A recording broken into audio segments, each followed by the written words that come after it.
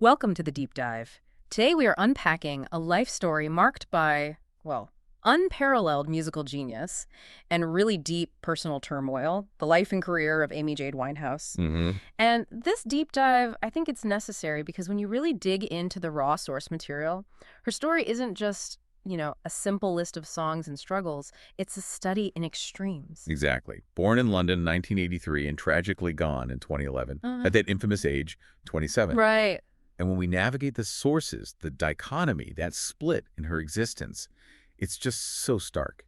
She was this English singer, songwriter, a cultural icon of the 21st century, known everywhere for that voice, Yeah. that distinctive deep contralto voice. Unmistakable. And those lyrics, so autobiographical, plus this truly eclectic sound she had. And the scale of her success, it needs context. I mean, we're talking about an artist who sold over 30 million records worldwide. In such a short time, too. Right, in a very short span. And won 6 Grammy Awards, 5 of those, unbelievably, in a single night. Yeah, incredible. So our mission today is really to cut through the noise, navigate that huge critical acclaim set against the intense personal struggle, and strictly, stick to the sources, extracting the key chronological and thematic points that define her complexity. We want to understand the music, the persona, and ultimately the tragedy. And to really appreciate the scope of her art, I think we first need to define her core territory. Hey. It's soul, yeah, but more specifically, it's blue-eyed soul, neo-soul, R&B. Mm. And crucially, that jazz foundation, that blending, that mix, that's really what made her unique. It set her apart from almost everyone else in the early 2000s music scene. Okay, so let's unpack this beginning then. She was raised in London, Jewish parents, her father Mitch, a taxi driver, and her mother Janice, a pharmacist. But those deep roots of her revolutionary sound, they came straight from the family tree, didn't they? Oh, absolutely. The source material really highlights this powerful, almost professional connection to jazz on both sides of her family. Really, both sides. Yeah. Her maternal uncles were professional jazz musicians. So that's a direct link, to the technical side of the genre. Okay. And perhaps even more fascinating is the connection through her paternal grandmother, Cynthia. She'd been a singer herself Oh. and had dated the legendary English jazz saxophonist Ronnie Scott. Wow, Ronnie Scott. That's significant. I mean, he was a giant of the British jazz scene. Exactly. So you see, she wasn't just listening to jazz records at home. She was immersed in this family history where jazz was tangible, it was real. It was the profession of her relatives and their social circle. So it was in her blood, almost literally. Precisely. And those influences, combined with her father singing Frank Sinatra songs to her, well, that provided the soundtrack to her childhood. It shaped her early interest in the Great American Songbook. Which explains her foundational training, I guess. She attended the Susie Earnshaw Theater School for, 4 years? 4 years, yeah. Yeah. Working on her vocals and even learning tap dance, which kind of speaks to a commitment to full performance training from early on. And she didn't just train in performance. She went on to the Sylvia Young Theater School. And while, there were those tabloid rumors about her being expelled at 14, Right, I remember those. the school founder and her dad, Mitch, they both denied those claims pretty strongly. Mm-hmm. What's fascinating here, though, is that even an English teacher at Sylvia Young recognized her writing gift, predicted she might become a novelist or journalist. Wow. That detail, it feels like a crucial precursor to the sharp, observational, and frankly, ruthlessly autobiographical lyrical style that would later define her music. She was a wordsmith first. You can really see that. And by age 14, she bought her own guitar, started actively writing music. But she didn't rush the process of becoming, a star. Her early career involved some real hustle. She actually worked as an entertainment journalist for the World Entertainment News Network. I didn't know that. Yeah. And around 2000, she became the featured female vocalist with the National Youth Jazz Orchestra. Okay, that NYJO work, that feels vital. It wasn't just jamming, right? This was rigorous professional vocal work. Absolutely. And the sources tell us she was practicing seriously at home, too, learning the catalogs of giants like Dinah Washington, Sarah Vaughan, and, of course, Frank Sinatra. Singers who she said, and I love this phrase, will get under the song. Get under the song. What does that mean to you? What was she getting at? I think it means she wasn't just performing the notes on the page. She was inhabiting the emotional core, the story, the subtext. She was remaking the standard as her own, finding the truth in it for herself. That makes sense. And it was that dedication, that unique vocal style, that led to her discovery. Her best friend, the soul singer Tyler James, actually sent her demo tape to an A&R scout. Ah, so that's how it happened. And she signed with Simon Fuller's 19 Management in 2002. They famously kept her sort of a recording industry secret for a time. Yeah, for a bit. While she was regularly performing jazz standards in small venues like the Cobden Club, it seems like it was a deliberate strategy. Build anticipation, make sure her first official release landed with maximum impact. And it clearly worked.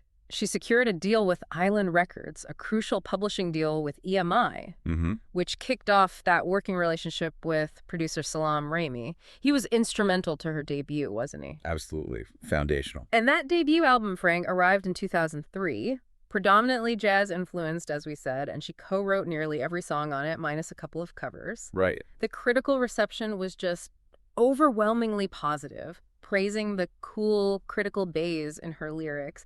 Her voice immediately drew comparisons to jazz greats like Sarah Vaughan, but also more contemporary, unconventional voices like Macy Gray. And the accolades came quickly. The album was nominated for the UK's Mercury Prize. It achieved platinum sales. Platinum on debut, wow. Yeah. And the single Stronger Than Me won her an Ivor Novello Award for Best Contemporary Song. So this confirms she was an established critical success right out of the gate, totally grounded in technical skill and that unique voice. But here's where we get that crucial insight into her artistic integrity. Linking back to what we were saying about control, she later admitted she was, quote, only 80% behind the album. Yeah, that quote is telling. Because Island Records apparently overruled her preferences for certain songs and mixes. And what's fascinating there is that even with all that critical success, platinum sales, she still felt creatively compromised. Right. That feeling, that 20% controlled by the label, you have to think that became the catalyst, or at least part of it, for the radical shift in sound that defined her next project. She was clearly an artist who needed absolute control over the final product. Yeah, that dissatisfaction with Frank, it really seems to have pushed her into a new direction. Yeah. And the sources show this deliberate, quite sharp pivot away from the pure jazz influence toward the sound of like 1950s and 1960s girl groups. Which brings us, of course, to the international phenomenon that was Back to Black. And this shift, it wasn't just aesthetic. It required a whole new set of collaborators, a new structure. She hired the New York soul band, the Dap Kings. Oh, yeah, the Dap Kings. Great band. Fantastic band for backing in the studio and on the road. And that lent this immediate, authentic vintage sound to the project. The whole 11-track album was completed in just 5 months. 5 months. That's incredibly fast for an album like that. Incredibly fast, with production duties split between Salam Raimi, who she'd worked with before, and Mark Ronson. Ah, the Ronson collaboration. Iconic now. But the sources, they paint a very human picture of how they started out, don't they? They really do. Yeah. She was famously blunt when she disliked his work, apparently. Ah, I can imagine. But she also initially thought he was just like a sound engineer. She was expecting some older, maybe bearded jazz traditionalist, not this young DJ producer guy. That tells you everything, doesn't it? About her intense focus on the sound, not the celebrity or the producer's reputation. She was all business when it came to the music. Totally. Ronson noted her directness, yeah. But he also realized pretty quickly her vision was just impeccable. And we circle back to that need for artistic control and also that need for real-world validation. Her father, Mitch Winehouse, shared that amazing anecdote about her playing newly recorded tracks on a CD in his taxi outside the studio. Yeah, the taxi test. I love that story. It's incredibly insightful. Why do you think she did that? What was the point? Well, remember, she'd been disappointed by how Island Records mixed Frank. She felt it was maybe too glossy, too studio-bound. Okay. So by playing the tracks in her dad's cab, the way most people, the average listener would actually hear them, she was ensuring the fidelity, the emotional punch, survived the real-world environment. Like a quality control check. Exactly. It was her final, non-corporate approval step, making sure the music sounded raw, live, honest, just as she intended it. Well, the public definitely listened. Back to Black came out in October 2006, and it wasn't just a hit album, it became a cultural moment. Oh, completely. It quickly achieved massive international success, eventually sold over 20 million copies worldwide. 20 million? Yeah, and became one of the best-selling albums in UK history. It was the UK's best-selling album of 2007, sold something like 1.85 million copies just that year alone. Just staggering numbers. And the lead single, Rehab, it just exploded, didn't it? Exploded, reached the top 10 in both the UK and the US. Time magazine called it the best song of 2007, praising her originality, her confidence. And that song in particular, it perfectly synthesized the genius and the personal tragedy, didn't it? Delivered with that sort of mouthy, funny, sultry swagger that critics just adored. Absolutely. And the album just kept delivering hits. You Know I'm No Good. Loved that one, especially the Ghostface Killer remix. Yeah, great remix. The title track, Back to Black, which gave the album its distinctive, really melancholy tone. Tears Dry on Their Own, Love is a Losing Game. So many classics on one record. And she also contributed those distinct vocals to Mark Ronson's single, Valerie, which became a huge UK hit in its own right, peaked at #2. Right, the Zootons cover. Exactly. But the true, undeniable international zenith, the absolute peak, came in 2008 with the Grammy Awards. Ah, yes. She Wow. won 5 Grammys in one night, which tied the record for a female artist at the time that was massive, and she became the first British woman ever to achieve 5 Grammys in a single ceremony. And crucially, she swept 3 of the 4 major general categories, which is incredibly rare. Best New Artist, Record of the Year, and Song of the Year, both for Rehab, plus Best Pop Vocal Album for Back to Black. It was just total domination. But what makes that moment even more iconic and kind of poignant is the performance environment. Right, she wasn't even there in L.A., was she? No, she couldn't be. Her visa approval hadn't been processed in time, apparently because of her burgeoning personal issues and legal trouble. So she performed via satellite from London. Yeah. And that contrast, winning the absolute highest awards in music while literally being barred from entering the country that hosted the awards, it perfectly encapsulated that dichotomy, that split we talked about earlier, success and struggle side by side. And she ended her acceptance speech for Record of the Year with that really resonant reference to the Camden Market fire that had happened recently, linking her success back to her roots. Yeah, this is for London, because Camden Town ain't burning down. Such a powerful moment. It really solidified her as this global force, but still deeply connected to her home. And it speaks volumes about the lasting impact that Back to Black was later preserved in the National Recording Registry by the Library of Congress in 2025. It's officially part of musical history. A true modern classic. Okay, so now we sort of transition from the sound to the vision, because her artistry, it really extended far beyond just the music itself. Definitely. The look was just as important, wasn't it? Absolutely. And critics lauded her ability to convey this full spectrum of emotion just with her voice. The BBC famously called her the preeminent vocal talent of her generation. High praise. Let's talk about that voice a bit more specifically. It's described as a deep, expressive contralto, and critics really embraced her, quote, rugged charm, brash sense of humor, and distinctively soulful and jazzy vocals. Yeah, she wasn't trying to be polished or perfect in that pop star way. She was trying to sound authentic, powerful, channeling an older style that felt raw, completely separate from the auto-tuned pop that was dominant at the time. And that channeling, that vintage feel, it translated directly into her iconic presentation, her look. Totally. Her style was deeply influenced by those 1960s soul girl groups, specifically the Ronettes. You can see it so clearly. Her look became defined by that massive beehive hairdo, which, the source notes, was actually a weave. Ah, interesting detail. Borrowed directly from the Ronettes' aesthetic, apparently via her hairdresser, Alex Foden. And of course, her dramatic, heavy, Cleopatra-style eyeliner and makeup. And here's where it gets really interesting about the authenticity. The source mentions that the original Ronette, Ronnie Spector herself, was reportedly taken aback when she saw a photo of Winehouse. She momentarily thought it was a picture of herself from back in the day. Wow, that's incredible. That shows it wasn't just simple imitation, it was this deeply studied, internalized homage. She embodied it. Yeah. And her fashion choices generally were like a masterclass in mixing influences, described as knowing collage. A knowing collage, I like that. She combined that classic vintage girl group look with touches of punk, like the look of Johnny Thunders, apparently. Okay, interesting mix. And the bold red lipstick and heavy eyeliner, the sources say she picked that up from Latinas she saw down in Miami. Right, so it was this conscious creation of an unforgettable, instantly recognizable visual brand. She knew what she was doing. Oh, absolutely. But this strong, distinct image, it collided so violently with her personal struggles. And this is where the media really created that dichotomous public image we mentioned. Yeah.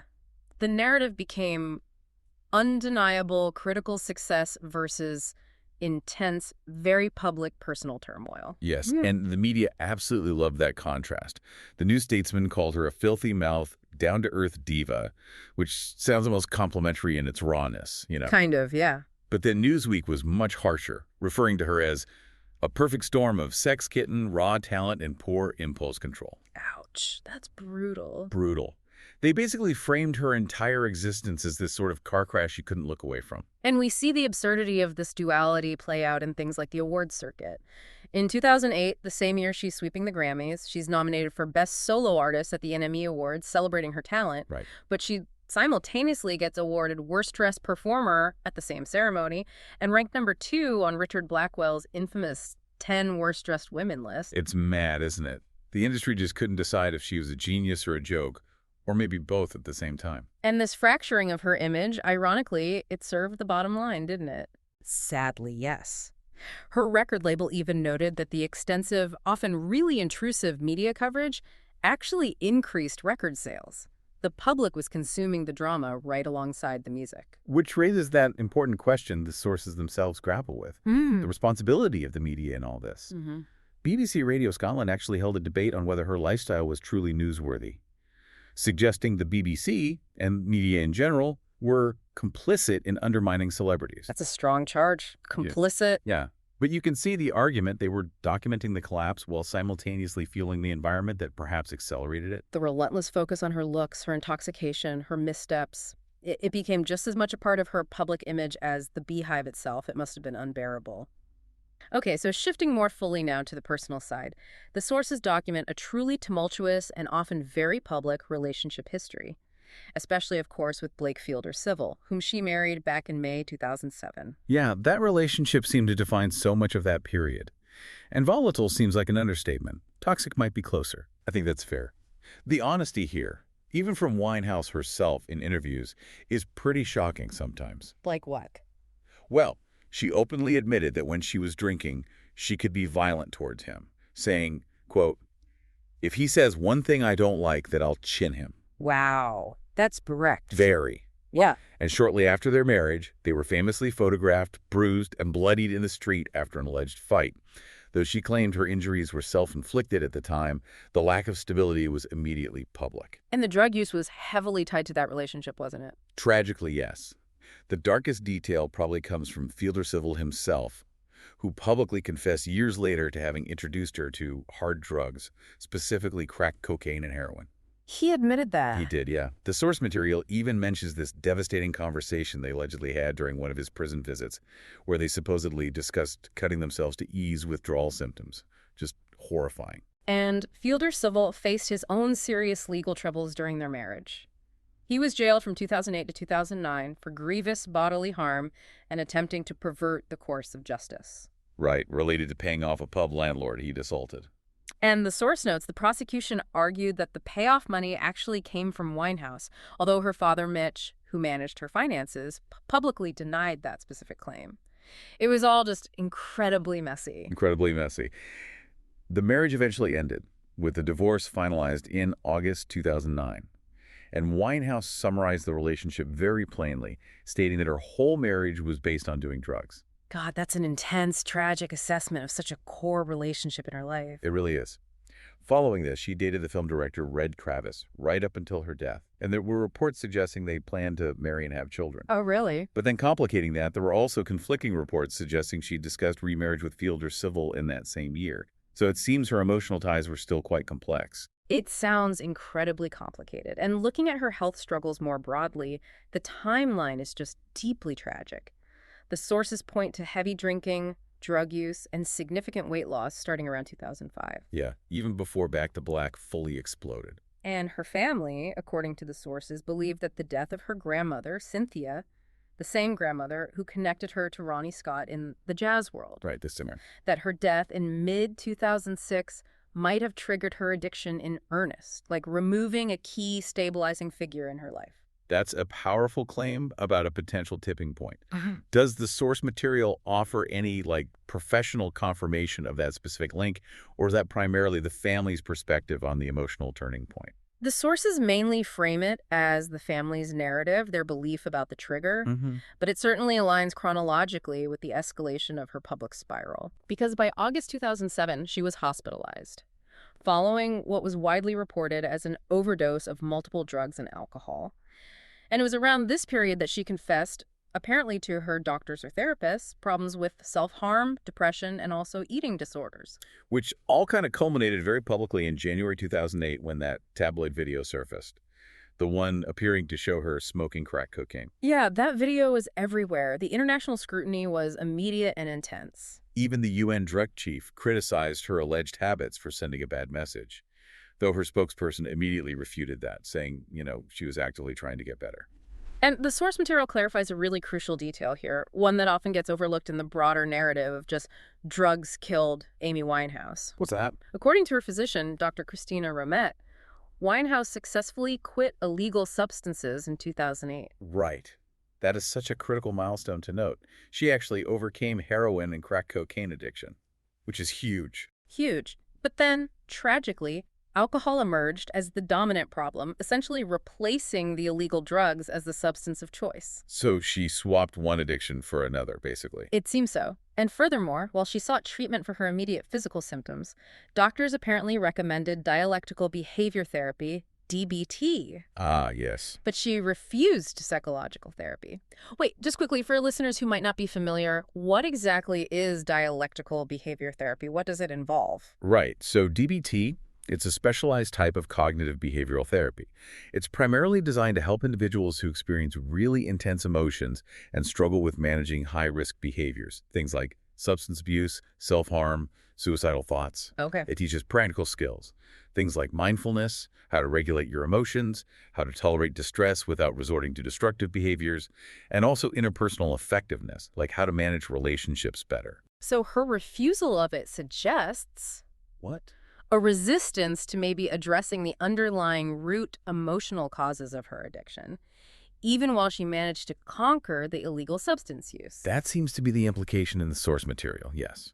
A focus on the physical addiction without fully tackling the psychological drivers. And meanwhile, her physical health was also clearly failing due to her lifestyle and addiction. Mitch Winehouse stated publicly she had signs of what could lead to early-stage emphysema. From the smoking, presumably. Yeah, with her lungs operating at only 70% capacity plus an irregular heartbeat, all attributed to her heavy chain smoking and, previously, the drug use. And alongside all this, her encounters with the legal system were just constant. It really highlights the nonstop public scrutiny she was under. Let's try to get the timeline straight because it does get messy quickly. Okay, yeah. So 2007, she was arrested for cannabis possession in Bergen, Norway. Later dropped the appeal against the fine. Right. Then 2008, caution for common assault, slapping a man in the face.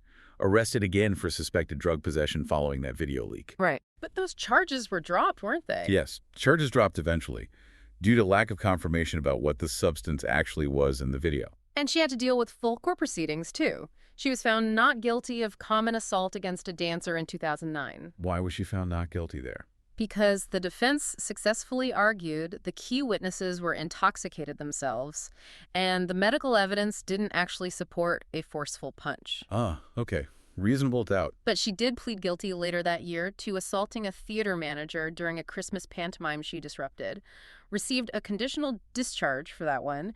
The chaos just seemed relentless. It really does. And the constant invasive intrusion from the media, the paparazzi, it led to a significant action on her part. She actually obtained a court injunction against a leading paparazzi agency in 2009. What did the injunction do? It banned them from following her within 100 meters of her home. It feels like this final, maybe desperate attempt to carve out just a small zone of personal peace. A recognition that the chaos was actively hindering her ability to function, let alone create music. Yeah, the sheer volume of legal chaos and personal struggle we've just outlined, it leads directly into the deceleration of her creative output, doesn't it? It really does. The shift from the rapid, intense completion of Back to Black to those final years, it shows a dramatic slowdown. She still did some things, though. She contributed that cover of Leslie Gore's It's My Party to a Quincy Jones tribute album in 2010. Right. And she mentioned learning to play drums for a third album, but that album was continually delayed. Her focus just seemed fractured by the addiction and everything else going on. And we really see the effect of her problems play out dramatically on stage in those later years. Her performances became increasingly shaky, unpredictable, suggesting maybe a loss of that tight control that had defined her artistry earlier. Yeah, like in 2009, a jazz festival gig was apparently marred by technical difficulties, downpours, but also her difficulty remembering lyrics. And the international tours in 2011, just before the end, they paint a really difficult picture. A tour of Brazil saw her forgetting lyrics, leaving the stage for like 5 minutes at a time. Oh, wow. Though the crowd there was reportedly quite compassionate, seeming to recognize her struggles. But then a later performance in Dubai that led to booing. She apparently appeared tipsy and the show was cut short. But the real breaking point, the performance everyone remembers from that time, was Belgrade in June 2011. Ah, Belgrade, yeah. That was meant to be the opening night of her European tour, and local media just called it a scandal and disaster. That actually happened. She was apparently so intoxicated that she couldn't remember the city she was in, couldn't remember the lyrics, couldn't even remember the names of her own band members. She was just visibly unable to perform. God, that's painful to even think about. Yeah. She was booed off stage. And that led her management to cancel the entire rest of the tour so she could, quote, sort herself out. That performance felt like a very public acknowledgement that she could no longer manage her personal life alongside her professional obligations. And then just 3 days before her death, on July 20th, 2011, she made her final public appearance. It was a surprise showing at the Camden Roundhouse. Right, to support her goddaughter, Diane Bromfield, who was performing. A brief return to the stage, looking relatively well in photos from that night. And her very last recording, that was the duet with Tony Bennett, wasn't it? Yeah, a really soulful duet, Body and Soul, recorded earlier but released posthumously on his Duets, the second album. A lovely final piece of music. And then the end came, so suddenly. On July 23rd, 2011, Amy Winehouse died at her home in Camden Square, age 27. Cementing her name, tragically, in that 27 Club narrative. Joining icons like Jimi Hendrix, Janis Joplin, Jim Morrison, Kurt Cobain, all died at that same age. Such a waste. The final moments, as detailed in the source material, they're just heartbreakingly contradictory, aren't they? How so? Well, her doctor, Dr. Ramit, had visited her the day before for a routine checkup and apparently noted no abnormalities regarding her substance use at that point. She seemed relatively stable. Okay. Yet later that same day, Amy called her doctor back to confess her codependency issues and spoke those desperate words, "I don't want to die." Wow.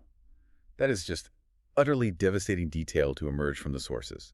That contradiction of wanting help, wanting to live, but being unable to stop the destructive pattern. Exactly. And her bodyguard, Andrew Morris, who had been observing her, noted she was drinking moderately that evening, but said she was laughing, listening to music, and watching TV at 2 a.m. the day of her death. He found her unresponsive hours later, around 3 p.m.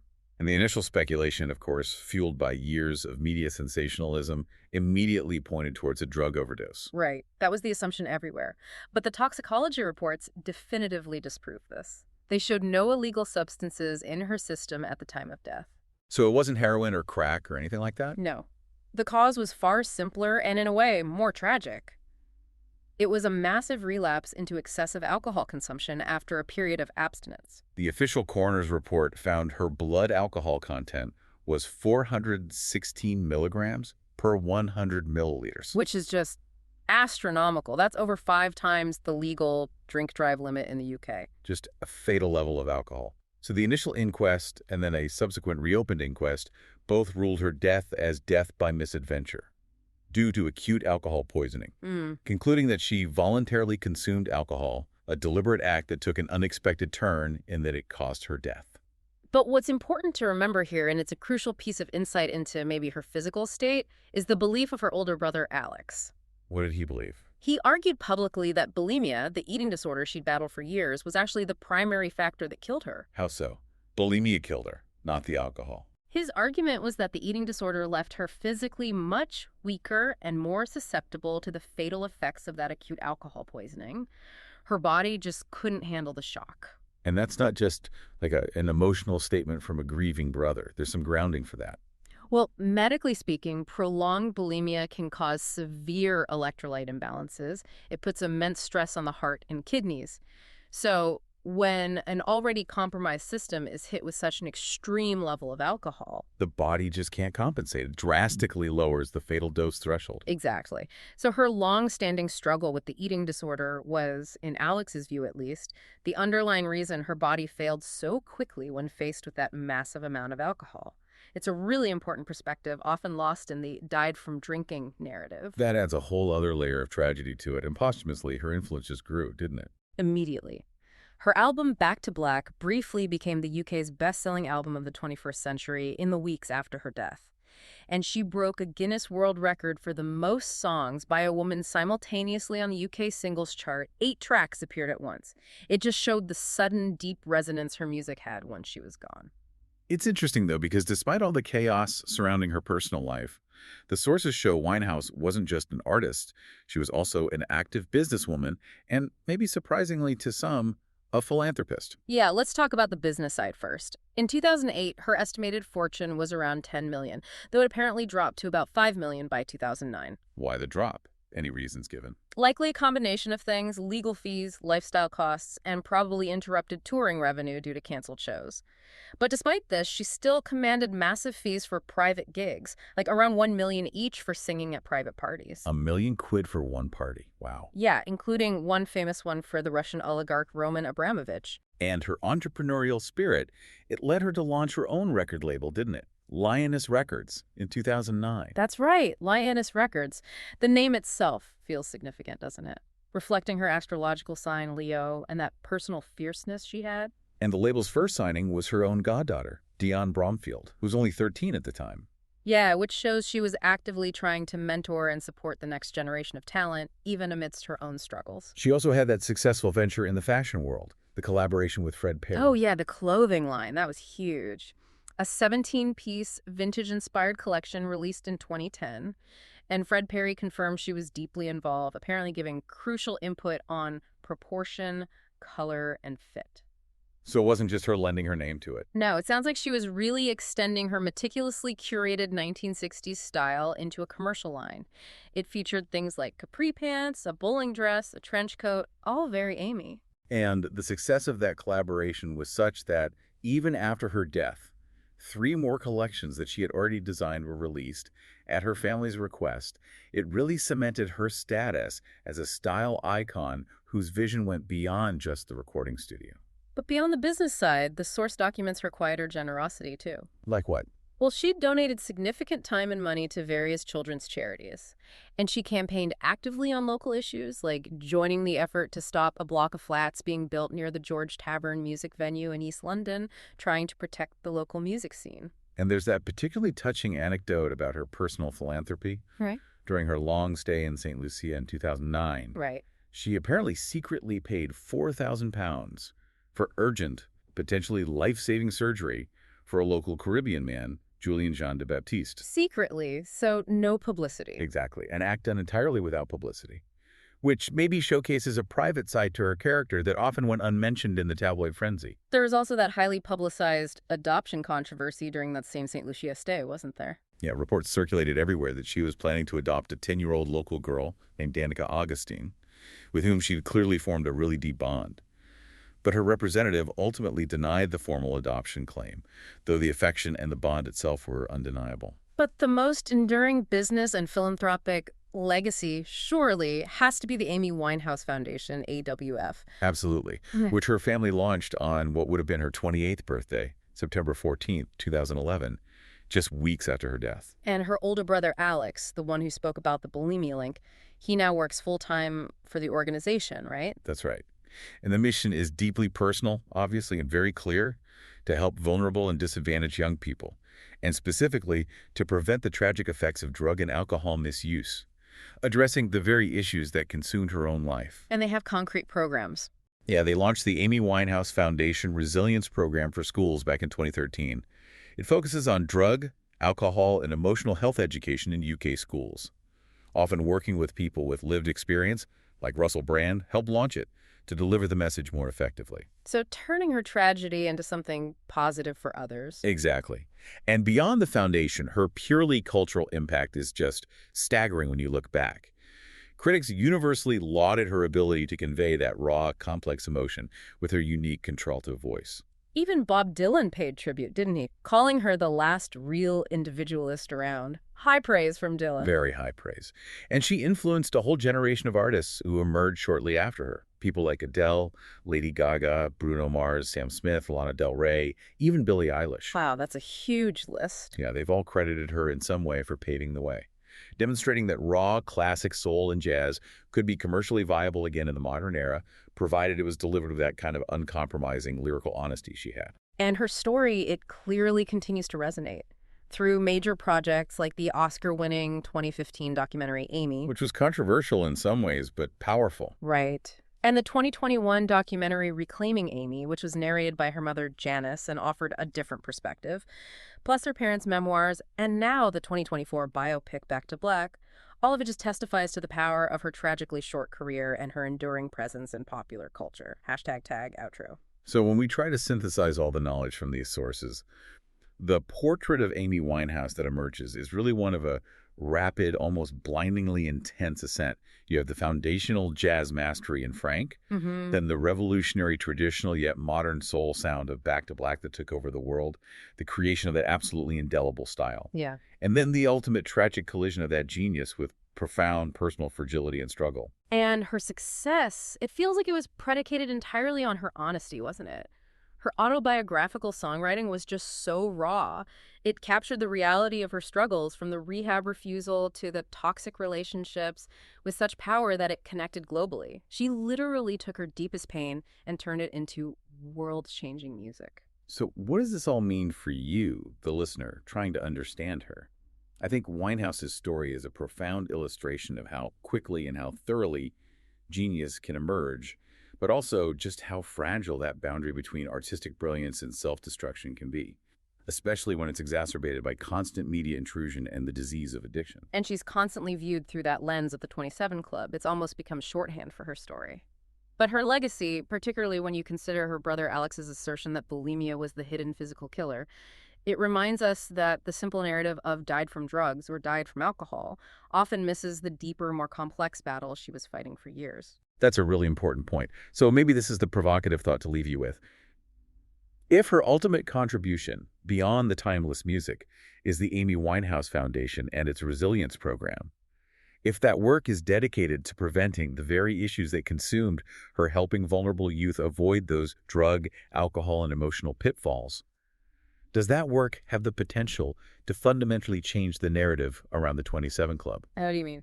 Well, could it turn what's often seen as just a tragic footnote in music history into a kind of launch pad for future generations? A catalyst for positive change born from tragedy? That's a powerful idea. And tied to that, what responsibility moving forward does the media now hold in chronicling the lives of talented but fragile artists? How can they do it without becoming complicit, as that BBC debate suggested, in their potential undoing? That, I think, is the lasting, provocative question her life and death leaves us grappling with. A deeply thought-provoking end to what's been a challenging but I think really insightful deep dive. Thank you for joining us.